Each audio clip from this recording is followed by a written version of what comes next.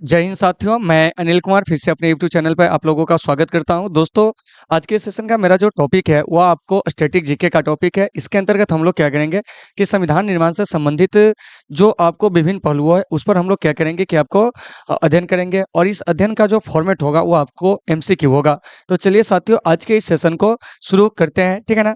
तो देखिए, आज के सेशन का जो मेरा पहला प्रश्न है साथियों, वो क्या कह रहा है इस पर हम लोग चर्चा करेंगे। देखिए, कह रहा है कि प्रस्तावित मूल संविधान सभा में कुल सदस्यों का विभाजन जो है वो आपको किस प्रकार होने निश्चित हुआ था, यही पूछा जा रहा है। देखिए, ऑप्शन ए कह रहा है कि ब्रिटिश प्रांतों के 292 प्रतिनिधि, चीफ कमिश्नरी क्षेत्र के 4 प्रतिनिधि, देशी रियासतों के 93 प्रतिनिधि, इनमें से सभी तक क्या हो जाएगा, ऑल ऑफ दीज, यानी कि ये सभी जो है वो आपको सही है। अब थोड़ा सा हम इस पे चर्चा करेंगे कि जैसे हमारा जो संविधान सभा का जो गठन होता है 1946 में, तो उसमें जो होते हैं एक सदस्य आपको 10 लाख की जनसंख्या पर जो होते हैं वो आपको आने रहते हैं, ठीक है ना।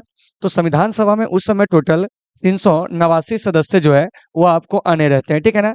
यानी कि कैबिनेट मिशन योजना के आधार पर जो गठित संविधान सभा थी उसमें 389 सदस्यों का आना था, जिसमें से आपको 296 जो था वो आपको ब्रिटिश भारत से, कहाँ से है, ब्रिटिश भारत से, और 93 जो है देशी रियासतों से, ठीक है ना।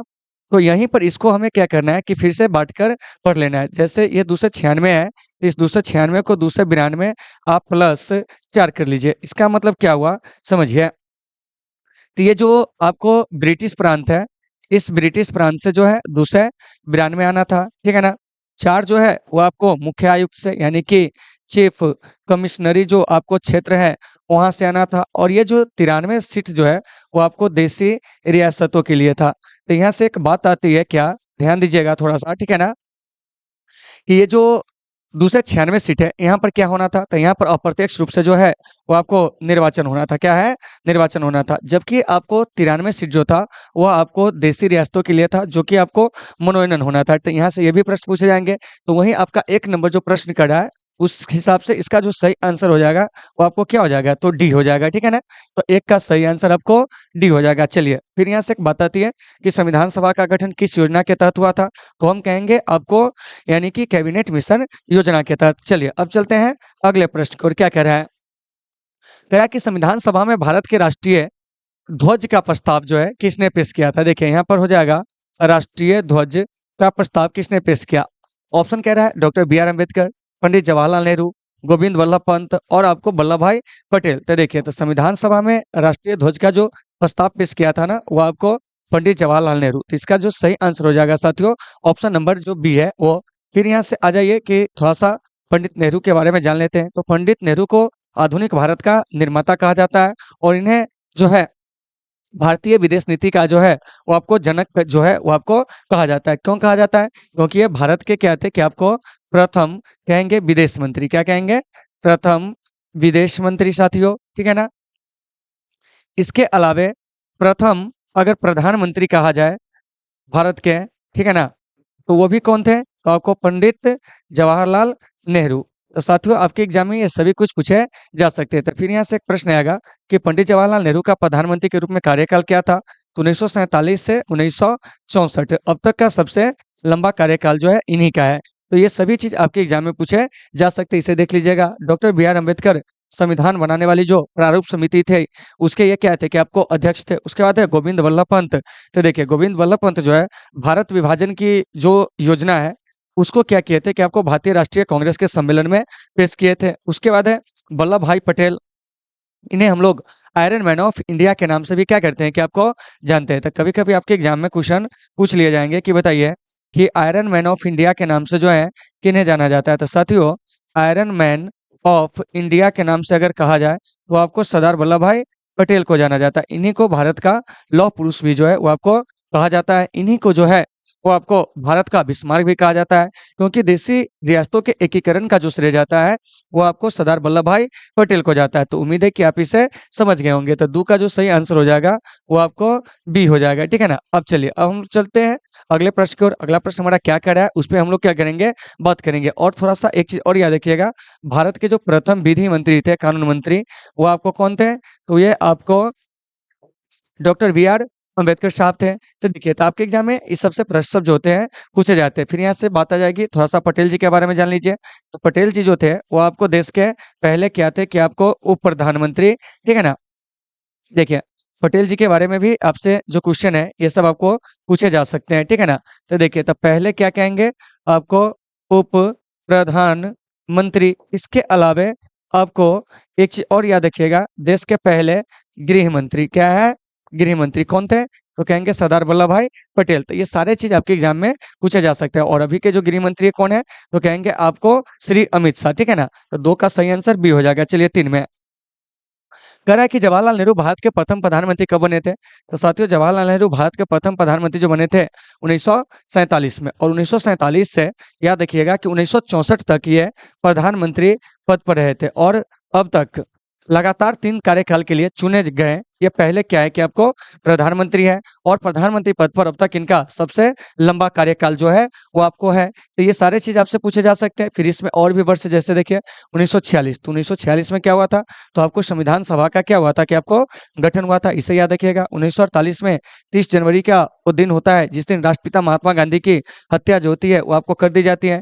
1949 में हमारा संविधान जो होता है बनकर तैयार होता है। तो यहाँ से जो भी ईयर वाले प्रश्न दिए गए हैं, इसे आप बढ़िया से देख लीजिएगा। तो 3 का जो सही आंसर हो जाएगा वो आपको सी हो जाएगा। चलिए 4 में कह रहा है कि भारतीय संविधान में संपत्ति सूची की अवधारणा किस देश के संविधान से लिया गया था? साथियों, संपत्ति सूची की जो अवधारणा है ना, वो आपको ऑस्ट्रेलिया से लिया गया था। इसका सही आंसर जो हो जाएगा डी हो जाएगा। लेकिन एक चीज याद रखना कि ऑस्ट्रेलिया के संविधान से जो है भारतीय संविधान में क्या क्या प्रेरित है, इसके बारे में हम लोग क्या करेंगे कि आपको चर्चा करेंगे। तो देखिए, तो एक तो सबसे पहले जो संपत्ति सूची की अवधारणा है, ये आपको ऑस्ट्रेलिया से ली गई है।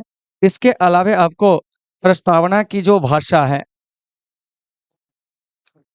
और भावनाएं हैं, वो आपको कहाँ से लिया गया है? तो आपको ऑस्ट्रेलिया से लिया गया है। इसके बाद जो है आपको संयुक्त अधिवेशन जो होते हैं संसद के, तो संयुक्त अधिवेशन का जो प्रावधान है वो आपको ऑस्ट्रेलिया से जो है वो आपको लिया गया है। उसके बाद जो है व्यापार वाणिज्य, व्यापार वाणिज्य समागम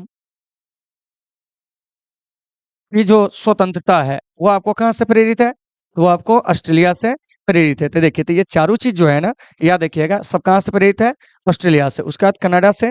तो कनाडा से एक चीज याद रखेंगे, आप क्या जानते हैं कि हमारे भारत में जो संघात्मक मॉडल है वो आपको कनाडा से प्रेरित है। जर्मनी के जो बीमर संविधान है उससे जो है आपात बंध जो है वो आपको प्रेरित है, ठीक है ना। इसके बाद जो है यूएसए, यूएसए के संविधान से जो है मौलिक अधिकार, राष्ट्रपति उपराष्ट्रपति का पद, इसके अलावा राष्ट्रपति पर महाभियोग की प्रक्रिया, सर्वोच्च न्यायालय और उच्च न्यायालय के न्यायाधीशों को हटाने की जो प्रक्रिया है, इसके अलावा आपको न्यायिक समीक्षा हो गया, विधि के समक्ष संरक्षण हो गया, जनहित याचिका हो गया, ये सभी जो है आपको अमेरिका से प्रेरित है। लेकिन इस प्रश्न का जो सही आंसर होगा वो आपको डी हो जाएगा, यानी कि ऑस्ट्रेलिया। तो यहाँ से एक चीज और याद रखिएगा कि ये जो आपको ऑस्ट्रेलिया, इसकी राजधानी कैनबरा है, कनाडा की राजधानी ओटावा है, जर्मनी की राजधानी बर्लिन है, यूएसए की राजधानी जो है वो आपको वॉशिंगटन डीसी है।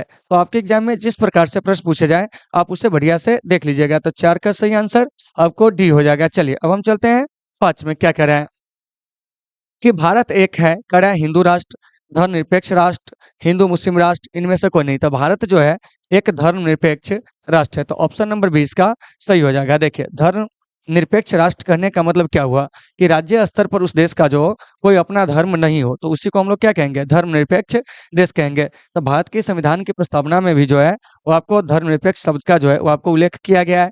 तो इस प्रकार से हम कह सकते हैं कि भारत जो है क्या है, तो आपको एक धर्मनिरपेक्ष राष्ट्र है, क्योंकि यहाँ सभी धर्मों को जो है फलने फूलने का जो है समान अवसर जो है वो आपको दिया गया है। राज्य किसी व्यक्ति पर जो होता है कोई विशेष धर्म जो है वो आपको नहीं थोप रहा है, तो इसीलिए भारत को हम एक धर्मनिरपेक्ष राष्ट्र जो है वो आपको कहेंगे। तो 5 का सही आंसर आपको बी हो जाएगा। और आप लोगों को समझ में आ रही है या नहीं आ रही है, आप लोग कमेंट करके जरूर बताओगे। चलिए अब चलते हैं 6ठे नंबर प्रश्न में। क्या कह रहा है इस पे चर्चा करते हैं। देखिए, कह रहा है कि संविधान निर्माताओं ने किस पर विशेष ध्यान दिया था? देखिए, कह रहा है ऑप्शन है प्रस्तावना पर, मौलिक अधिकार पर, मूल कर्तव्य पर, नीति निर्देशक तत्व पर। तो देखिए, तो संविधान निर्माताओं ने सबसे ज्यादा जो ध्यान दिया था वो आपको प्रस्तावना पर। क्या है?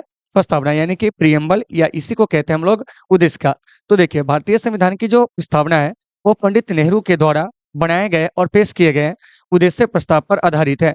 तो यहाँ से एक प्रश्न आएगी कि सर पंडित नेहरू ने उद्देश्य प्रस्ताव कब पेश किया था संविधान सभा के समक्ष? तो वह आपको 13 दिसंबर 1946 को, और उसी के आधार पर जो है भारतीय संविधान के उद्देश्य का या प्रस्तावना या उसी को प्रियम्बल कहते हैं, वो आपको बना था। ठीक है ना? तो इन चीजों को याद रखिएगा। तो 6 का सही आंसर आपको ए हो जाएगा। और भारतीय संविधान में जो प्रस्तावना का विचार है वो आपको अमेरिका से क्या है कि आपको प्रेरित है। तो इन चीजों को भी बढ़िया से देख लेना है।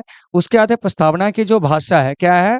भाषा है वह आपको भावनाएं हैं, वह आपको ऑस्ट्रेलिया के संविधान से क्या है कि आपको प्रेरित है। तो साथियों इन सभी चीजों को आपको बढ़िया से याद रखना है। उसके बाद यहाँ से देखिए और भी कई सारी चीजें, जैसे देखिए मौलिक अधिकार। तो साथियों मौलिक अधिकार जो है वह आपको अमेरिका के संविधान से क्या है कि आपको प्रेरित है। उसके बाद मूल कर्तव्य जो है रूस के संविधान से जो है वो आपको प्रेरित है। नीति निर्देशक तत्व जो है वो आपको आयरलैंड के संविधान से प्रेरित है। और यहाँ से एक प्रश्न पूछा जाए कि सबसे पहले राज्य के नीति निर्देशक तत्व जो है किस देश के संविधान में शामिल किया गया था? तो वह था आपको स्पेन। तो यहाँ से जैसे भी प्रश्न आपके एग्जाम में आएंगे आप उसे बढ़िया से देख लीजिएगा, और जहां भी दिक्कत होगी आप हमें कमेंट करके जरूर बताएं। और इसमें किसी प्रकार की कोई सुधार की आवश्यकता है तो आप अपना सजेशन जो है हमें दे सकते हैं। तो 6 का जो सही आंसर हो जाएगा ना साथियों, वो आपको क्या हो जाएगा? तो आपको ए हो जाएगा। चलिए अब चलते हैं 7 नंबर प्रश्न में। क्या कह रहा है देखिए, कह रहा है कि भारतीय संविधान के किस भाग को उसकी आत्मा की आख्या जो है वो आपको प्रदान की गई है? तो यह है साथियों प्रस्तावना। क्या है? प्रस्तावना। तो देखिए तो संविधान की प्रस्तावना को संविधान की जो आत्मा कहा था ना, वह आपको ठाकुर दास भार्गव ने कहा था। यहाँ से ये आपके एग्जाम में पूछे जाते हैं कि संविधान की प्रस्तावना को संविधान की आत्मा कौन कहा था? तो ठाकुरदास भार्गव ने। संविधान की प्रस्तावना को जो है वो आपको संविधान की कुंजी भी कहा जाता है। क्या है? कुंजी भी कहा जाता है। तो यहाँ से एक बात आएगी कि संविधान की प्रस्तावना को संविधान की कुंजी जो है वो आपको किसने कहा था? तो साथियों संविधान की प्रस्तावना को संविधान का कुंजी जो है वो आपको अर्नेस्ट वार्कर ने कहा था। संविधान की जो प्रस्तावना है साथियों, इस प्रस्तावना को क्या होता है कि आपको परिचय पत्र भी कहा जाता है। क्या है? परिचय पत्र भी कहा जाता है। तो यहाँ से एक बात आती है कि संविधान की प्रस्तावना को जो परिचय पत्र कहा था वह आपको कौन कहा था? तो साथियों परिचय पत्र जो इसको कहा था वह आपको नानी पालकीवाला ने। उसके बाद फिर एक प्रश्न पूछा जाएगा कि संविधान की प्रस्तावना को भारत की राजनीतिक जन्म कुंडली कौन कहा था? तो वह कहे थे आपको के.एम. मुंशी ने। तो यहाँ से जो भी प्रश्न आएंगे आप उसे बढ़िया से देख लीजिएगा। फिर है राज्य के नीति निर्देशक तत्व, इसका जो चर्चा है वो आपको भाग 4 में है। उसके बाद है आपको मौलिक अधिकार, इसकी जो चर्चा है वो आपको भाग 3 में, इसीलिए भाग 3 को जो है वो आपको मैग्ना कार्टा जो है वो आपको कहा जाता है। तो 7 का जो सही आंसर हो जाएगा वह आपको ए हो जाएगा। और यहाँ से जो कुछ आपको बताए गए हैं उसे आपको बढ़िया से देख लेना है। चलिए अब हम चलते हैं 8 नंबर प्रश्न में। क्या कह रहा है? कह रहा है कि संविधान की कौन सी अनुसूची में क्षेत्रीय भाषाओं का उल्लेख है? तो साथियों क्षेत्रीय भाषाओं का जो उल्लेख है वो आपको 8वीं अनुसूची में है। तो ऑप्शन नंबर सी इसका सही हो जाएगा। तो देखिए तो 8वीं अनुसूची में मूल में जो भाषा थी ना वह आपको 14 थी। क्या थी? 14 थी। लेकिन अभी जो है वो आपको 22 है। तो फिर यहाँ से एक बात आती है कि यह 8 भाषा जो बढ़ा वह कब कब बढ़ा, जरा सा ये बता दीजिए। तो देखिए तो सबसे पहले आपको इसमें सिंधी भाषा को जो है 15वें भाषा के रूप में जोड़ा गया था। सिंधी के बाद जो है वो आपको कोंकणी। क्या है? कोंकणी है। इसके बाद जो है मणिपुरी। क्या है? मणिपुरी। उसके बाद जो है साथियों वो है आपको नेपाली। क्या है? नेपाली। उसके बाद है आपको बोडो। क्या है? बोडो। फिर है आपको डोगरी, फिर है संथाली। उसके बाद जो है आपको मैथिली। क्या है? मैथिली। तो देखिए तो ये जो भाषाएं हैं ये आपको 8वीं अनुसूची में बाद में जो है आपको जोड़ी गई थी। तो फिर यहाँ से एक प्रश्न आएगा कि सर ये सिंधी को कब जोड़ा गया था? देखिए तो सिंधी 1967 में जो है 8वीं अनुसूची में जोड़ा गया था। कोंकणी, मणिपुरी, नेपाली इसे जो जोड़ा गया था 1992 में जो है वो आपको जोड़ा गया था 8वीं अनुसूची में। उसके बाद है बोडो, डोगरी, संथाली और मैथिली, इसे जो है 2003 में जो है वो आपको जोड़ा गया था। किस में जानते हैं? तो आपको 8वीं अनुसूची में। तो फिर यहाँ से आपके पास एक प्रश्न आएगा कि बताइए कि सिंधी को किस संविधान संशोधन द्वारा जोड़ा गया था? तो इसको आपको 21वें संविधान संशोधन के द्वारा जोड़ा गया था। कोंकणी मणिपुरी नेपाली को 71वें संविधान संशोधन द्वारा जोड़ा गया था। बोडो डोगरी संथाली मैथिली को जो जोड़ा गया था वो आपको 92वां संविधान संशोधन के द्वारा जोड़ा गया था। तो जिस प्रकार से प्रश्न आया आपके एग्जाम में आप इसे देख लीजिएगा, ठीक है ना। फिर है आपको 7वीं अनुसूची, तो इसमें क्या है, केंद्र और राज्यों के बीच में जो विधायी शक्तियां है उसका जो बंटवारा है इन सूचियों के माध्यम से उसका उल्लेख किया गया है। 9वीं अनुसूची में भूमि सुधार है, 10वीं अनुसूची में दल बदल है। तो ये सारे चीज आपको याद रखना है, तो इसका सही आंसर सी हो जाएगा। चलिए अब चलते हैं अगले प्रश्न की ओर। क्या कह रहा है, कह रहा है कि संविधान की 8वीं अनुसूची में सम्मिलित भाषाओं की संख्या जो है वो आपको कितनी है। तो अभी बताए थे कि मूल में 14 था और फिलहाल जो है वर्तमान में वो आपको कितनी है, तो वो आपको मतलब क्या कहते हैं 22 है। तो इसे आपको बढ़िया से देख लेना है। तो ऑप्शन नंबर 20 का क्या हो जाएगा, सही हो जाएगा, ठीक है ना। 15वें भाषा के रूप में आपको सिंधी को जोड़ा गया था, उसके बाद 3 भाषा को जोड़ा गया था, ठीक है ना। 1900 कितना में था आपको 92 में, उसके बाद 2003 में 4 भाषा को जोड़ा गया था। तो इस प्रकार से टोटल भाषा जो है अभी आपको संविधान की 8वीं अनुसूची में वो आपको 22 है, ठीक है ना। और ये जो संविधान की 8वीं अनुसूची है उसमें आपको अनुसूचित भाषा के बारे में जो है वो आपको उल्लेख किया गया था। इस प्रकार से भी प्रश्न आपसे पूछे जा सकते हैं। चलिए 10 में क्या कह रहा है, भारतीय संविधान के किन अनुच्छेदों में राजभाषा संबंधी प्रावधानों का उल्लेख है। तो देखिए, तो राजभाषा संबंधी प्रावधान का जो उल्लेख है अनुच्छेद 343 से 351 में। फिर यहाँ से एक बात आती है क्या, कि राजभाषा का जो उल्लेख है वह आपको किस भाग में, तो साथियों भाग कहेंगे तो हो जाएगा आपको 17। तो यहाँ से आपके एग्जाम में जैसा प्रश्न पूछा जाएगा आप उसे बढ़िया से देख लीजिएगा, लेकिन इस प्रश्न का जो सही आंसर हो जाएगा वो आपको ए हो जाएगा। और आप लोग हमारे अनुच्छेद सीरीज के वीडियो को नहीं देखे हुए हैं तो आप हमारे चैनल के प्लेलिस्ट में जाएंगे और वहां से अनुच्छेद सीरीज का जो वीडियो है उसे आप बढ़िया से देख लीजिएगा। चलिए अब हम चलते हैं अगले प्रश्न की ओर। अगला प्रश्न हमारा क्या कर रहा है, इस पे बात करते हैं। देखिए, कह रहा है कि भारतीय संघ की आधिकारिक भाषा के रूप में संविधान द्वारा किसे मान्यता प्राप्त है।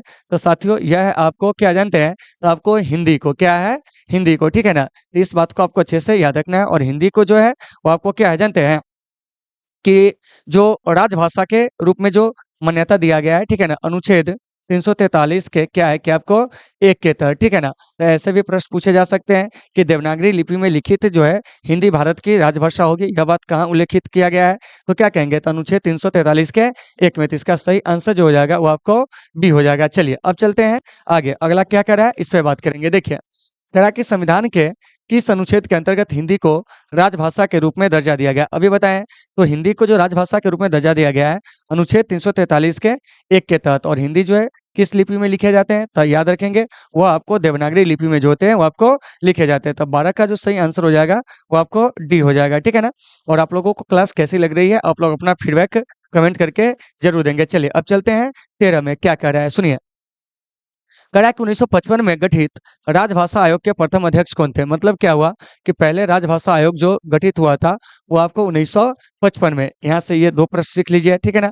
अब यहाँ से पूछा जा रहा है कि इसके प्रथम अध्यक्ष कौन थे। तो साथियों इसके जो प्रथम अध्यक्ष थे वो आपको विजय खेर थे। तो ऑप्शन नंबर ए इसका सही हो जाएगा, ठीक है ना। चलिए अब चलते हैं अगले प्रश्न की ओर। अगला प्रश्न हमारा क्या कह रहा है इस पे हम लोग चर्चा करेंगे 14 नंबर प्रश्न में। देखिए, करा है कि 1922 में निम्नलिखित में से किसके द्वारा उद्गार व्यक्त किया गया कि भारतीय संविधान भारतीयों की इच्छा अनुसार होगी। तो यह आपको महात्मा गांधी, क्या है, महात्मा गांधी, ठीक है ना। फिर आपको इससे पहले की अगर हम बात करते हैं तो 1895 में, कितना में, 1895 में क्या हुआ था कि आपको बाल गंगाधर तिलक के द्वारा स्वराज विधेयक में जो है संविधान सभा के सिद्धांत का जो था वो आपको उल्लेख किया गया था। लेकिन गांधी जी जब 1922 में अंग्रेजों से यह मांग किए कि एक भारतीय का संविधान होना चाहिए जो भारतीयों की इच्छा अनुसार हो, क्या हो, अनुसार हो, तब यहाँ से संविधान मांग की जो गति होती है वो आपको तेज पकड़ लेती है, ठीक है ना। तो उसके बाद क्या होता है कि मोतीलाल नेहरू भी जो होते हैं 1924 में संविधान की क्या करते हैं, मांग करते हैं स्वराज पार्टी के बैनर तले। तो इस बात को भी आपको अच्छे से याद रखना है। फिर आपको 1934 में मोती ये क्या कहते हैं पंडित जवाहरलाल नेहरू, इसके अलावा सुभाष चंद्र बोस जी, ठीक है ना, इन्होंने भी क्या किया था कि आपको मांग किए थे। 1934 में प्रत्यक्ष रूप से एम एन राय के द्वारा भी क्या हुआ था कि संविधान की मांग की गई थी। तो इस प्रकार से अलग अलग समय में अलग अलग नेताओं के द्वारा इस संविधान की मांग की गई थी। हालांकि यह हमारा सपना जो होता है 1946 में क्या होता है कि आपको पूरा होता है। जब कैबिनेट मिशन योजना भारत आता है तब वो क्या होता है कि भारत में संविधान निर्माण के लिए क्या होता है कि एक प्लान जो होता है हम लोगों को देता है और उसी प्लान के आधार पर हम लोग क्या करते हैं कि अपने संविधान का निर्माण करते हैं। तो इसका सही आंसर जो हो जाएगा वो आपको ए हो जाएगा। चलिए आगे, कह रहा है कि संविधान सभा के विचार का औपचारिक रूप से प्रतिपादन या प्रत्यक्ष रूप से प्रतिपादन जो है 1934 में किसके द्वारा किया गया था, यह पूछा जा रहा है। तो साथियों इसका सही आंसर जो हो जाएगा वो आपको एम एन राय हो जाएगा। क्या हो जाएगा, एम एन राय, ठीक है ना। तो 1934 में जब ये मांग किए थे, यह कम्युनिस्ट पार्टी के सदस्य थे, ठीक है ना। तब जाकर कांग्रेस भी क्या होता है कि आपको अंग्रेजों के समक्ष जो होता है संविधान की मांग को 1935-36 में क्या करता है कि आपको रखता है। तो देखिए, तो इसमें जितने भी व्यक्ति दिए गए ना, सब संविधान की मांग किए थे। जैसे देखिए, मोतीलाल नेहरू 1924 में संविधान की मांग किए थे। पंडित जवाहरलाल नेहरू 1934 में ही संविधान की क्या किए थे कि आपको मांग किए थे। महात्मा गांधी जो है 1922 में संविधान की मांग किए थे। तो आपसे प्रश्न पूछा जाएगा कि बताइए कि मोतीलाल नेहरू के द्वारा संविधान की मांग कब किया गया था। 1924 में स्वराज पार्टी के बैनर तले। जवाहरलाल नेहरू सुभाष चंद्र बोस जी के द्वारा 1934 में, महात्मा गांधी जी के द्वारा 1922 में। तो इस प्रश्न का जो सही आंसर होगा वो आपको बी होगा, क्योंकि प्रत्यक्ष रूप से पूछा जा रहा है, ठीक है ना। तो वो जाएगा आपको एम एन राय, यानी कि मानवेंद्र नाथ राय के द्वारा। तो उम्मीद है साथियों कि आपको ये सारे चीज होंगे समझ में आ गए होंगे। चलिए अब हम चलते हैं अगले प्रश्न की ओर। क्या करा है इस पे बात करते हैं। देखिए, करा कि भारतीय संविधान की प्रस्तावना में लिखित हम भारत के लोग से क्या अर्थ निकलता है। तो देखिए साथियों, हमारी संविधान की जो प्रस्तावना है वो शुरू ही होती है हम भारत के लोग से। इसका मतलब यह हुआ कि भारत की जो प्रभुसत्ता है वो आपको भारतीय जनता में क्या है कि आपको निहित है। तो इसीलिए इसका सही आंसर जो हो जाएगा वो आपको ए हो जाएगा। क्या हो जाएगा, ए हो जाएगा, ठीक है ना। तो इसे आप बढ़िया से देख लीजिएगा। संविधान की प्रस्तावना के जो कुछ आदर्श वाक्य है उसको याद रखिएगा, जैसे हम भारत के लोग, ठीक है ना। इसके अलावा संपूर्ण प्रभुत्व, संपन्न, समाजवादी, पंथ निरपेक्ष, लोकतांत्रिक गणराज्य। इसके अलावा आपको न्याय है, क्या है, न्याय है, स्वतंत्रता है, समानता है, ये सब इसके क्या है, तो आपको आदर्श वाक्य है, ठीक है ना। किसका, तो आपको प्रियम्बल का यानी कि प्रस्तावना का। तो 16 का जो सही आंसर हो जाएगा वो आपको ए हो जाएगा। चलिए 17 में कहा कि संविधान की प्रस्तावना में प्रयुक्त शब्द सेक्युलर यानी पंथ निरपेक्ष का अर्थ जो है क्या है। देखिए, तो इसका अर्थ यह हो गया कि राज्य का अपना कोई धर्म जो हो वो आपको ना हो, अर्थात सभी नागरिकों को धर्म एवं उपासना की क्या हो कि आपको स्वतंत्रता हो, क्या हो, स्वतंत्रता हो। तो उसी को हम लोग क्या कहेंगे, तो आपको पंथ निरपेक्ष, क्या कहेंगे, पंथ निरपेक्ष। मतलब सभी नागरिकों को धर्म और उपासना की स्वतंत्रता, ठीक है ना। वो भी क्या है जानते हैं, तो वो किसी भी धर्म को अपना क्या कर सकता है कि आपको मान सकता है, मतलब अंतःकरण की स्वतंत्रता है। अनुच्छेद 25 भी कहता है मौलिक अधिकार के तहत, जो कि हमारा धार्मिक स्वतंत्रता का अधिकार है, उसमें अनुच्छेद 25 क्या कहता है कि आपको अंतःकरण की स्वतंत्रता है। मतलब आपको जिस धर्म को अपनाना है, जिस पंथ को अपनाना है, आप अपना सकते हैं। तो 17 का सही आंसर जो हो जाएगा वो आपको ए हो जाएगा। चलिए अब चलते हैं 18 में। क्या कह रहा है, कह रहा है कि भारतीय संविधान की प्रस्तावना के सिलसिले में निम्नलिखित में से कौन सा क्रम सही है। यानी कि प्रस्तावना के आदर्श वाक्य पूछे जा रहे हैं। तो साथियों, प्रस्तावना का जो आदर्श वाक्य है वो आपको क्या है, तो देखिए, तो यहाँ दिए गए जो आपको ऑप्शन है, क्या है, ऑप्शन है, ठीक है ना। उसमें जो आपको सबसे करेक्ट है, क्या है, करेक्ट है, वो हो जाएगा ऑप्शन नंबर डी। देखिए, सार्वभौम सत्ता संपन्न, समाजवादी, पंथ निरपेक्ष और लोकतांत्रिक गणराज्य, यही संविधान की प्रस्तावना के चार जो है मुख्य आदर्श वाक्य है। तो ऑप्शन नंबर डी इसका सही हो जाएगा। अब देखिए, अब जरा सा सुनिए संविधान की प्रस्तावना के आदर्श वाक्य क्या है। तो देखिए, सबसे पहले है हम भारत के लोग, भारत को, ठीक है ना, एक संपूर्ण प्रभुत्व संपन्न। तो देखिए, संपूर्ण प्रभुत्व संपन्न है, यहाँ पर भी आपको संपूर्ण प्रभुत्व संपन्न है। उसके बाद है आपको समाजवादी, क्या है, समाजवादी। देखिए यहाँ पे समाजवादी आ रहा है, ठीक है ना। उसके बाद है आपको पंथ निरपेक्ष, क्या है, पंथ निरपेक्ष। उसके बाद है जनवादी गणतंत्र यानी लोकतांत्रिक गणराज्य, मतलब गणराज्य। तो इसका जो सही आंसर हो जाएगा ना वो आपको डी हो जाएगा। तो इसके लिए आपको प्रस्तावना जो होगा ना वो आपको लाइन से याद रखना होगा। तो 18 का सही आंसर जो हो जाएगा वो आपको डी हो जाएगा। चलिए अब हम चलते हैं 19 में। 19 नंबर प्रश्न क्या कर रहा है, इस पे बात करते हैं। देखिए, लेकिन उससे पहले इसका आंसर आप याद रखेंगे डी। चलिए, कह रहा है कि निम्नलिखित में से कौन सा शब्द भारत के संविधान की उद्देशिका में नहीं, मतलब कि जो संविधान की प्रस्तावना है उस प्रस्तावना में कौन सा शब्द नहीं है। देखिए, समाजवादी है, बिल्कुल है। उसके बाद है प्रभुत्व संपन्न, तो ये भी है। पंथ निरपेक्ष भी है, लेकिन लोक कल्याण जो है ये आपको नहीं है। तो इसका सही आंसर जो हो जाएगा वो आपको डी हो जाएगा। तो इसका मतलब क्या हुआ कि हमें संविधान की प्रस्तावना को भी क्या होगा कि बढ़िया से याद रखना होगा, क्योंकि आपके एग्जाम में किसी भी प्रकार का कोई प्रश्न जो है वो आपसे पूछा जा सकता है। तो उम्मीद है साथियों कि आपको ये सारे चीज होंगे समझ में आ गए होंगे। चलिए अब हम चलते हैं अगले प्रश्न की ओर। अगला प्रश्न क्या कह रहा है इस पे बात करते हैं। देखिए, कह रहा है कि निम्न से वे दो शब्द कौन से हैं जिनका समावेशन 42वें संशोधन द्वारा संविधान की उद्देशिका में किया गया था। तो सबसे पहले यह जान लीजिए कि 42वां संविधान संशोधन जो है वो आपको कब होता है, तो यह आपको 1976 में होता है। पहला बात आपको यह याद रखना है, ठीक है ना। तो इसके द्वारा जो है संविधान की प्रस्तावना में संशोधन किया गया था। और अब तक संविधान की प्रस्तावना में साथियों एक ही बार जो है वो आपको संशोधन हुआ है 1976 में, ठीक है ना। तो इसके द्वारा करा है कि कौन से दो शब्द जो है वो आपको जोड़े गए थे। तो देखिए, तो इसके द्वारा जो जोड़ा गया था समाजवादी और आपको पंथ निरपेक्ष शब्द। तो इसका सही आंसर जो हो जाएगा वो आपको बी हो जाएगा। वैसे तो आपको 4 शब्द जोड़े गए थे, समाजवादी, पंथ निरपेक्ष और अखंडता। देखिए यहाँ और को भी काउंट कर लिया गया है, लेकिन आप कीवर्ड में 3 चीज याद रखिएगा, समाजवादी, धर्मनिरपेक्ष और आपको अखंडता, ठीक है ना।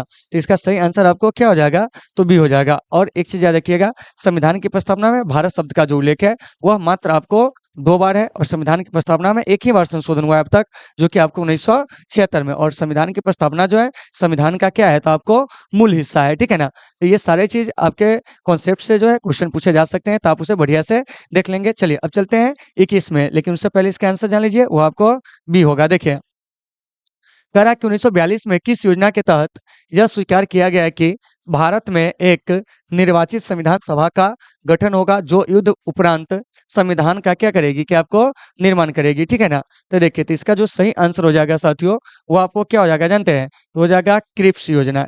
क्या है, क्रिप्स योजना। क्योंकि क्रिप्स योजना में ही यह प्लान किया गया था कि युद्ध समाप्ति जैसे ही हो जाता है द्वितीय विश्व युद्ध, जो कि आपको 1939 से 1945 तक चलता है, ठीक है ना।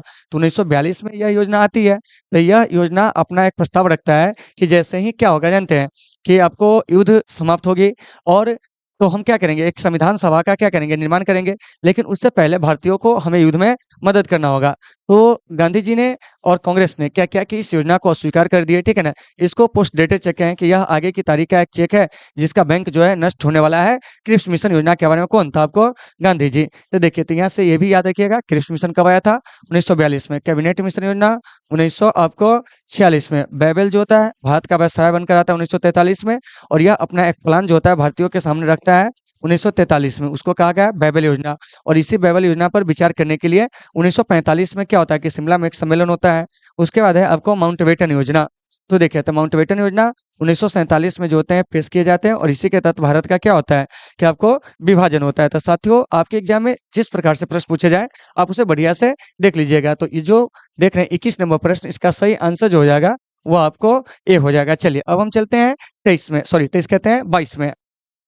क्या कह रहा है, कह रहा है कि संविधान सभा के गठन की मांग सर्वप्रथम 1895 ईस्वी में, देखिए इसके बारे में भी थोड़ा देर पहले चर्चा किए थे, 1895 ईस्वी में किसके द्वारा प्रस्तुत की गई थी, ठीक है ना। तो यह आपको बाल गंगाधर तिलक के द्वारा, ठीक है ना। और याद रखिएगा 1895 ईस्वी में किस विधेयक द्वारा, तो वह एक विधेयक आया था, उसका नाम है आपको स्वराज विधेयक। क्या नाम है उसका, स्वराज विधेयक। तो इसी स्वराज विधेयक में सबसे पहले क्या हुआ था जानते हैं, कि संविधान सभा के सिद्धांत के जो दर्शन है वो आपको मिलते हैं। फिर 1922 में गांधी जी के द्वारा जो है आपको संविधान की मांग की गई। जवाहरलाल नेहरू के द्वारा 1934 में संविधान की मांग की गई। और बाबा साहब भीमराव अंबेडकर, इनके बारे में याद रखिएगा, इन्हें हम लोग भारतीय संविधान का जनक जो है वो आपको कहते हैं, ठीक है ना। दूसरी बात, इन्हें माहर का महात्मा कहा जाता है, इन्हें आधुनिक मनु कहा जाता है। और इन्होंने ही अनुसूचित जाति संघ की स्थापना 1942 ईस्वी में किए थे, और संविधान सभा में ये इसी दल का क्या किए थे, कि आपको प्रतिनिधित्व किए थे। तो 22 का जो सही आंसर हो जाएगा वह आपको क्या हो जाएगा, तो वह डी हो जाएगा। तो इससे आपको बढ़िया से याद रखना है। चलिए 23 में क्या कर रहा है, कह रहा है कि भारत की संविधान सभा गठित करने का आधार क्या था। तो साथियों, भारत की संविधान सभा यानी कि किस योजना के तहत गठित हुआ था, यह कह रहा है कि भारतीय राष्ट्रीय कांग्रेस के प्रस्ताव द्वारा। तो ऐसा नहीं है कि कांग्रेस के प्रस्ताव के द्वारा क्या है कि संविधान सभा का गठन हुआ था। दूसरा कह रहा है कैबिनेट मिशन प्लान 1946। तो साथियों, इसका सही आंसर जो हो जाएगा ना, वो यही हो जाएगा, option number B, cabinet mission योजना 1946। इसी के आधार पर क्या है कि आपको संविधान सभा जो थी हमारी, वो आपको क्या हुई थी, कि आपको गठित हुई थी, ठीक है ना। और जो गठित संविधान सभा थी उसमें टोटल जो सदस्य होने थे वो आपको 389, क्या है 389। और एक सदस्य जो था वो आपको 10 लाख की जनसंख्या का क्या कर रहा था, कि आपको प्रतिनिधित्व जो था वो आपको कर रहा था। तो इस सभी बात को आपको अच्छे से याद रखना है, जिसमें से आपको दूसरे 96 सदस्य आपको ब्रिटिश भारत से, और 93 जो था वो आपको देसी रियासतों से। तो आपसे प्रश्न पूछा जाएगा कि कैबिनेट मिशन योजना के आधार पर गठित संविधान सभा में कुल कितने सदस्य होने थे, तो 389। तो 23 का सही आंसर आपको बी हो जाएगा। चलिए 24 में, कहा कि कैबिनेट मिशन योजना के अनुसार संविधान सभा में कुल कितने सदस्य होने थे। देखिए ये क्वेश्चन आ भी गया।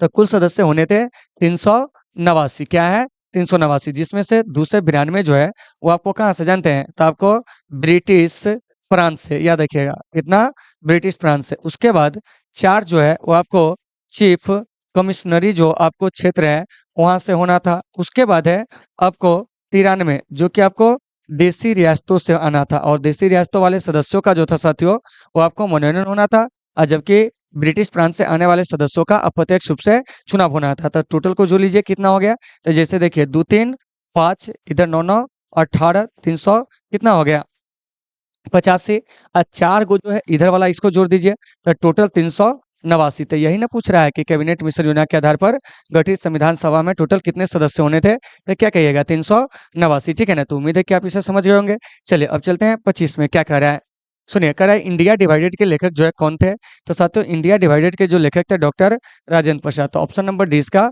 सही हो जाएगा। तो फिर यहाँ से एक बात आएगी, डॉक्टर राजेंद्र प्रसाद थे कौन, तो ये हमारे देश के प्रथम क्या थे कि आपको राष्ट्रपति थे, जिनका कार्यकाल राष्ट्रपति के रूप में 1950 से 1962 है साथियों, इसे आपको याद रखना है। और लगातार 2 कार्यकाल के लिए निर्वाचित होने वाले अब तक के एकमात्र क्या है कि आपको राष्ट्रपति। दूसरी बात, ये संविधान सभा के क्या थे कि आपको अध्यक्ष थे। तो क्वेश्चन ये भी पूछा जाएगा कि संविधान सभा के जो अध्यक्ष थे वह कौन थे, तो क्या कहेंगे डॉक्टर राजेंद्र प्रसाद। उसके बाद है डॉक्टर सच्चिदानंद सिन्हा, संविधान सभा के ये क्या थे, तो आपको अस्थाई क्या थे कि आपको अध्यक्ष थे, इसे आपको याद रखना है।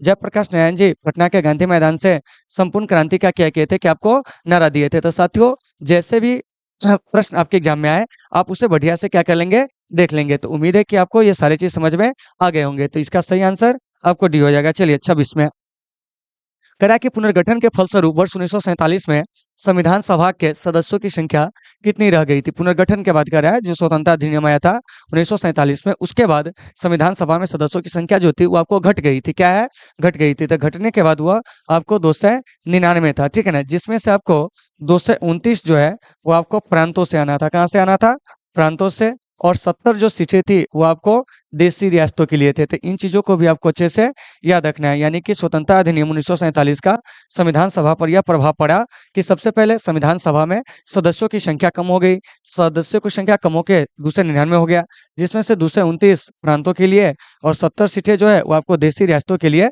रखा गया। तो टोटल हो गया आपको कितना 299। तो ये सब भी आपके एग्जाम में पूछे जाएंगे, बढ़िया से देख लीजिएगा। तो सही आंसर इसका क्या हो जाएगा, तो वो आपको सी हो जाएगा, ठीक है ना। चलिए आगे चलते हैं क्या कर रहा है, और आप लोगों को समझ में आ रही है या नहीं आ रही है आप लोग कमेंट करके जरूर बताएंगे। देखिए क्या कर रहा है कि संविधान सभा पुनर्गठित में देसी रियासतों के लिए कितने प्रतिनिधि थे। तो साथियों पुनर्गठित जो संविधान सभा थी उसमें देसी रियासतों के 70 प्रतिनिधि जो थे वो आपको आने थे, अभी बताएं। इसका सही आंसर जो हो जाएगा वो आपको सी हो जाएगा। और प्रांतों के लिए पूछते हैं तो 229। चलिए आगे चलते हैं। अगला क्या कर रहा है कि पुनर्गठित संविधान सभा में विभिन्न प्रांतों के लिए कितने प्रतिनिधि जो थे वो आपको होने थे।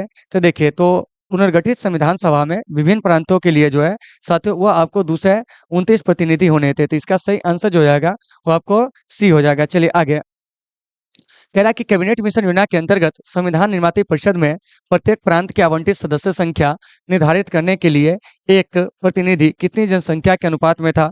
तो साथियों यह जो था आपको 10 लाख के अनुपात में, क्योंकि शुरू में बताए थे कि कैबिनेट मिशन योजना के आधार पर गठित संविधान सभा में जो आपको एक सदस्य था वो 10 लाख की जनसंख्या पर आना था। तो 29 का सही आंसर जो हो जाएगा वो आपको सी हो जाएगा। चलिए अब चलते हैं आगे, अगला प्रश्न क्या करा इस पे बात करते हैं। देखिए कह रहा कि भारतीय संविधान को किसने बनाया था। तो साथियों भारतीय संविधान को जो बनाया था ना वह आपको कौन, संविधान सभा ने। तो ऑप्शन हो जाएगा आपको ए इसका सही हो जाएगा। तो आपके एग्जाम में प्रश्न आएंगे कि बताइए भारतीय संविधान सभा को कौन बनाया था, तो आप क्या कहेंगे संविधान सभा। चलिए आगे चलिए क्या कह रहा है कि संविधान सभा के लिए चुनाव कब संपन्न हुए थे। तो देखिए संविधान सभा के लिए जो चुनाव संपन्न होते हैं जुलाई अगस्त 1946 में, ठीक है ना। तो संविधान सभा के लिए जो चुनाव होता है तो उसमें आपको 296 सीट पर क्या होते हैं कि आपको चुनाव होती है, ठीक है ना।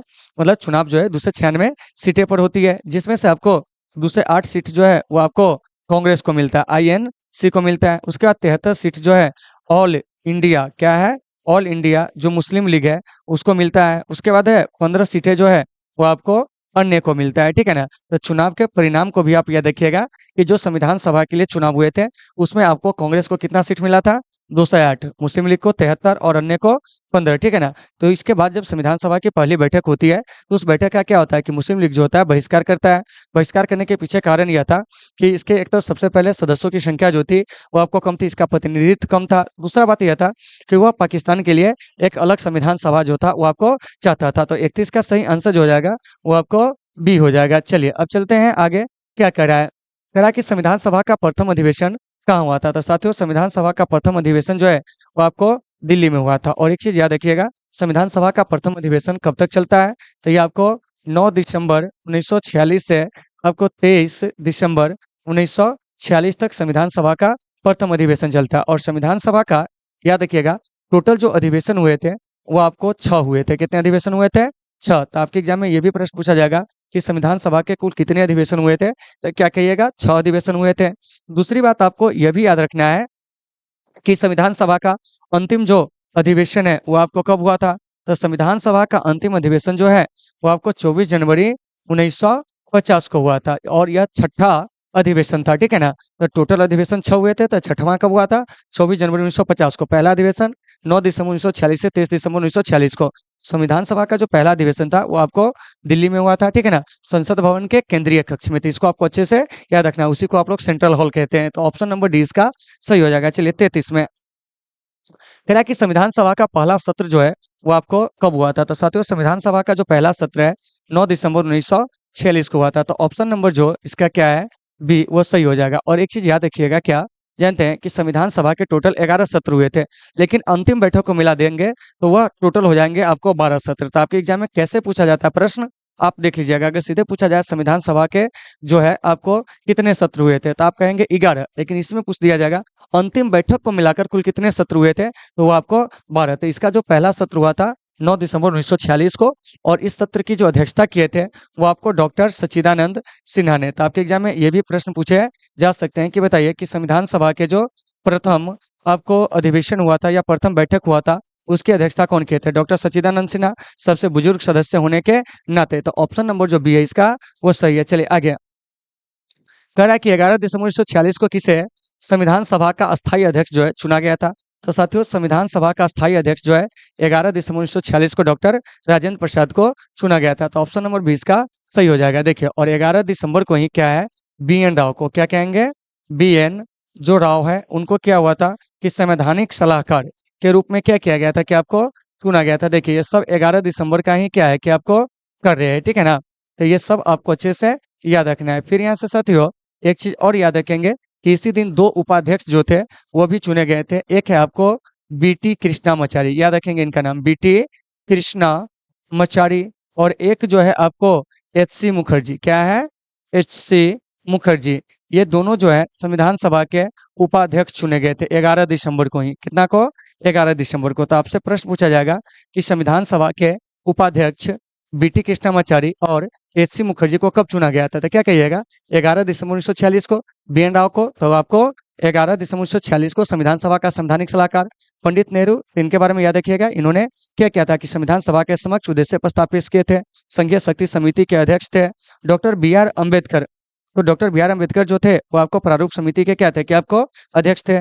के मुंशी, कन्हैयालाल मणिकलाल मुंशी, ये आपको कार्य संचालन समिति के अध्यक्ष थे। तो यहाँ से याद रखिएगा कि अगर हम क्वेश्चन पूछेंगे कि बताइए कार्य संचालन समिति के अध्यक्ष कौन थे, तो आप क्या कहिएगा, कन्हैयालाल मणिकलाल मुंशी, ठीक है ना। सीधे पूछेंगे संचालन समिति के अध्यक्ष कौन थे, तो आप कहेंगे डॉक्टर राजेंद्र प्रसाद। तो संचालन समिति एक बहुत बड़ी समिति थी, और जबकि आपको कार्य संचालन समिति जो है वो आपको क्या जानते हैं कि आपको एक छोटी समिति थी।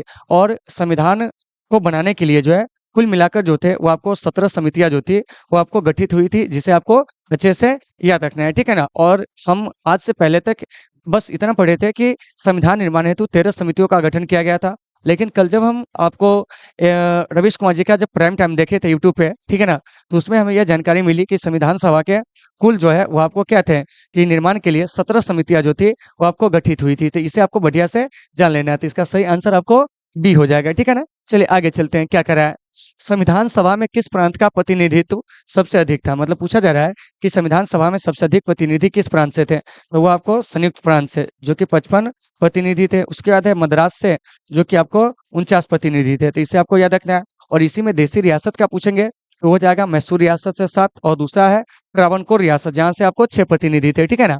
तो इसका सही आंसर आपको डी हो जाएगा। चलिए आगे चलते हैं। कह रहा है कि डॉक्टर बी आर अम्बेडकर का संविधान सभा में निर्वाचन कहाँ से हुआ था। तो मेरे भाई डॉक्टर बी आर अम्बेडकर साहब का निर्वाचन जो है प्रारंभ में संविधान सभा में जो हुआ था ना, वो आपको कहाँ से हुआ था जानते हैं। तो आपको पूर्वी बंगाल से। कहाँ से हुआ था, पूर्वी बंगाल से, ठीक है ना। लेकिन यहाँ प्रारंभ नहीं पूछ रहा है, इसीलिए इसका करेक्ट आंसर जो हो जाएगा ना, वो आपको बी हो जाएगा। क्या हो जाएगा, बी हो जाएगा, यानी कि बम्बई। अगर इसी में पूछ दिया जाता कि डॉक्टर बी आर अम्बेडकर का संविधान सभा में निर्वाचन जो है प्रारंभ में कहाँ से हुआ था, तो कहेंगे आपको पूर्वी बंगाल से। लेकिन विभाजन के बाद यह क्षेत्र जो होता है पाकिस्तान के हिस्से चला जाता है, तब इनका निर्वाचन बम्बई के पूना सीट से पुनः किया जाता है। और इस पूना सीट को जो खाली करता है वो आपको एम आर जैकर ने खाली किया था। तो 36 का सही आंसर जो हो जाएगा वो आपको बी हो जाएगा। तो यहाँ से जो भी चीज आपको बताई जा रही है उसे आपको बढ़िया से देख लेना है। जहां दिक्कत हो आप कमेंट करके जरूर बताएंगे। चलिए चलते हैं 37 नंबर प्रश्न में। क्या कह रहा है, संविधान सभा का चुनाव निम्न में से किस आधार पर हुआ था। तो साथियों यह आपको वर्गीय मताधिकार के जो आधार है उस पर क्या है कि आपको हुआ था, यानी कि संविधान सभा में किस प्रांत से कितने प्रतिनिधि आएंगे, ठीक है ना, वो उसकी जनसंख्या के आधार पर क्या हुआ था कि आपको आना निश्चित हुआ था। क्योंकि 10 लाख की जनसंख्या पर एक क्या है कि आपको सदस्य का आना था, ठीक है ना। चलिए तो इसका सही आंसर जो हो जाएगा वो आपको डी हो जाएगा। आगे देखिए, कह रहा कि संविधान सभा के प्रतिनिधि जो थे वो क्या थे, जनता द्वारा प्रत्यक्ष रूप से निर्वाचित। प्रत्यक्ष निर्वाचन नहीं हुआ था, वयस्क मताधिकार का प्रयोग नहीं किया गया था, जनता द्वारा अप्रत्यक्ष रूप से निर्वाचित। तो यह आपको क्या है, बिल्कुल सही है। क्योंकि प्रांतों की जो विधानसभा थी उस विधानसभा के लोगों ने ही इसे क्या किया था कि संविधान सभा के लोगों को चुना था, जनता प्रत्यक्ष रूप से नहीं चुने थे। इसीलिए इसका सही आंसर आपको बी हो जाएगा कि जनता द्वारा अप्रत्यक्ष रूप से। क्योंकि जनता के प्रतिनिधि ने क्या किया था कि संविधान सभा के सदस्य के जो होते हैं संविधान सभा के सदस्य, उनका क्या कहते हैं कि आपको चुनाव किए थे। तो 38 का सही आंसर आपको बी हो जाएगा। चलिए 39 में, कह संविधान सभा के संवैधानिक सलाहकार कौन थे। तो साथियों संविधान सभा के संवैधानिक सलाहकार अभी बताए थे कि आपको बी एन राव, जिन्हें कब चुना गया था, तो आपको 11 दिसंबर 1946 को। तो इसे आपको अच्छे से याद रखना है। के एम मुंशी प्रारूप समिति के क्या थे, सदस्य थे, और कार्य संचालन समिति के अध्यक्ष थे। तो इस बात को याद रखना है। तो इसका सही आंसर आपको बी हो जाएगा। चलिए 39-40 हो गए आप, ठीक है ना। क्या कह रहा है कि संविधान के विभिन्न पहलुओं के अध्ययन हेतु संविधान सभा ने कितनी समितियां नियुक्त की थी। तो वह आपको दिए गए ऑप्शन के हिसाब से 13 हो जाएगा। लेकिन याद रखिएगा आपको 17 समिति भी ऑप्शन में रहेगा, अगर 13 नहीं रहे, ठीक है ना, 17 ऑप्शन में रहे तो आप 17 इसको जरूर मारेंगे। तो 40 का सही आंसर आपको बी हो जाएगा, ठीक है ना। कि संविधान के निर्माण हेतु क्या है कि आपको 13 समितियां जो है वो आपको गठित हुई थी इस प्रश्न के हिसाब से। वैसे आपको कुल जो है 17 समितियां गठित हुई थी, ठीक है ना। तो इसका आंसर आपको बी हो जाएगा। आगे चलते हैं, क्या कह रहा है, कह रहा है कि संविधान सभा के प्रारूप समिति के सदस्यों की संख्या कितनी थी। तो संविधान सभा के जो प्रारूप समिति है उसके सदस्यों की जो संख्या थी ना, वो आपको कितनी थी, तो आपको 7 थी। और साथियों ये जो प्रारूप समिति देख रहे हैं इसी को हम लोग क्या कहते हैं जानते हैं, तो आपको मसौदा समिति कहते हैं। देखिए याद रखिएगा क्या कहते हैं, मसौदा समिति। इसी को हम लोग क्या कहते हैं जानते हैं, तो आपको याद रखेंगे कि मसौदा समिति, इसी को हम लोग बोलते हैं प्रारूपण समिति। क्या कहते हैं, प्रारूपण समिति, ठीक है ना। इसी को कहते हैं पांडुलेखन समिति। क्या कहते हैं, पांडुलेखन समिति। और साथियों जीवन साथी .com की भाषा में इसको बोला जाता है ड्राफ्टिंग कमेटी।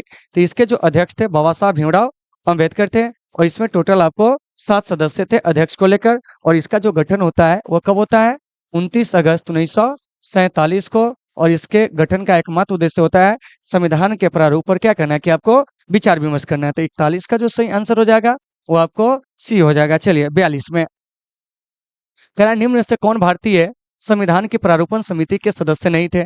तो देखिए N Gopal Swami Ayyangar, doctor B R Ambedkar, Alladi Krishna Swami Iyer, doctor Rajendra Prasad. तो इसका सही आंसर हो जाएगा डॉक्टर राजेंद्र प्रसाद। तो देखिए तो संविधान के जो प्रारूपण समिति थे उसके अध्यक्ष मतलब सदस्य कौन कौन थे। तो एक तो सबसे पहले अध्यक्ष बाबा साहब भीमराव अम्बेडकर, ठीक है ना। दूसरा जो थे आपको एक मुस्लिम सदस्य मोहम्मद सादुल्ला, एन गोपाल स्वामी अयंगर। इसके अलावा आपको अलादी कृष्णा स्वामी जो है वो आपको ये कन्हैयालाल मणिकलाल मुंशी। इसके अलावा आपको टीटी कृष्णामाचारी, और टीटी कृष्णामाचारी के बाद जो है वो आपको कौन है, तो एक है आपको एन माधव राव, जो बीएल मित्तर के त्यागपत्र देने के बाद क्या हुए थे, तो आपको सदस्य बने थे। और टीटी कृष्णामाचारी डीपी खेतान के मृत्यु के बाद बने थे। तो टोटल प्रारूप समिति में जो सदस्यों की संख्या है वो आपको कितनी थी, तो वो आपको 7 थी, अध्यक्ष सही, ठीक है ना। तो ये जो देख रहे हैं 42, इसका सही आंसर आपको डी हो जाएगा। चलिए अब चलते हैं आगे, क्या कर रहा है, कह रहा है कि भारतीय संविधान सभा की संघीय शक्ति समिति के अध्यक्ष कौन थे? तो देखिए, संघीय शक्ति समिति के अध्यक्ष जो थे जवाहरलाल नेहरू। राज्यों से संबंधित जो समिति थी उसके भी जो अध्यक्ष थे वो आपको जवाहरलाल नेहरू जी थे, ठीक है ना। राज्यों से संबंधित आदर्श समिति, तो इसको आपको अच्छे से याद रखना है। सरदार वल्लभ भाई पटेल के बारे में कहेंगे तो आपको प्रांतीय संविधान समिति के ये क्या थे कि आपको अध्यक्ष थे। इसके अलावा मौलिक अधिकारों, ठीक है ना, अल्पसंख्यकों, जनजातियों और बहिष्कृत क्षेत्र से संबंधित सलाहकार समिति के भी जो अध्यक्ष थे सरदार वल्लभ भाई पटेल थे।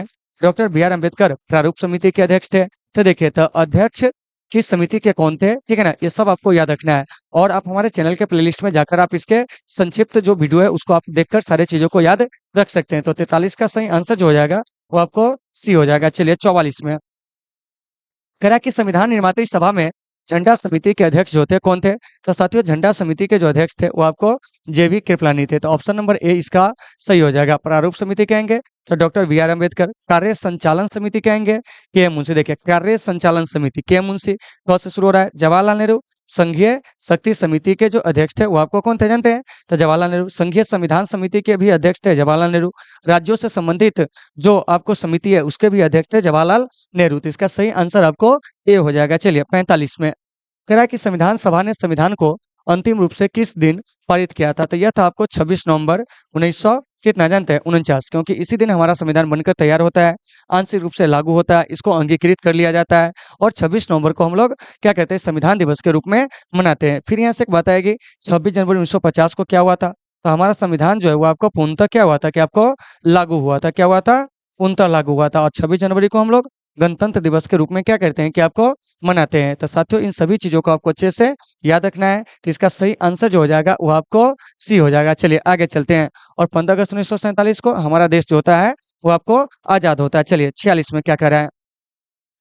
कह रहा है कि संविधान सभा अंतिम रूप से किस दिन आखिरी बार मिली थी? तो साथियों, संविधान सभा आखिरी बार जो मिली थी इसके सदस्य 24 जनवरी 1950 को। ध्यान से सुनिएगा, ठीक है ना, कि संविधान सभा की जो अंतिम बैठक होती कब होती है? 24 जनवरी 1950 को। और उस दिन संविधान पर टोटल आपको 284 सदस्यों ने क्या किया था कि आपको हस्ताक्षर किया था। और इसी के बाद क्या होता है कि 24 जनवरी 1950 को ही जब संविधान पर अंतिम रूप से हस्ताक्षर हो जाते हैं उसके बाद क्या होता है? संविधान सभा को भंग कर दिया जाता है। इसका जो सही आंसर हो जाएगा वो आपको बी हो जाएगा। चलिए आगे चलते हैं।